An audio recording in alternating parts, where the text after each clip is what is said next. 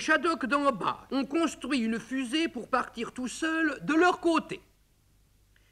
Ces bêtes scélérates n'avaient absolument aucun sens moral.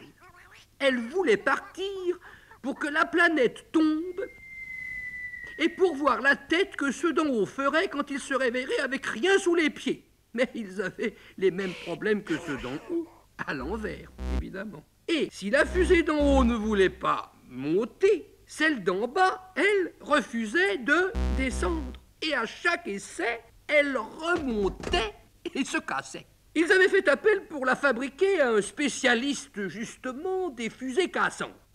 Le professeur Shadoko lui-même, que vous connaissez bien.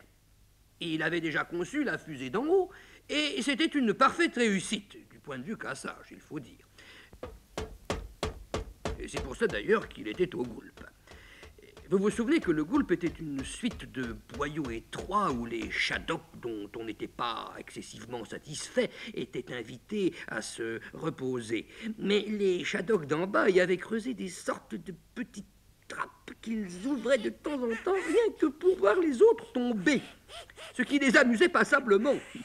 Les Shadocks d'en bas, naturellement. Et ils avaient dit à Shadoko qu'il leur fallait les plans de sa fusée. Sinon, ils le feraient sortir, eux, du Goulp, et pas du bon côté. Shadoko, évidemment, avait cédé. Mais tout ça lui avait donné une idée.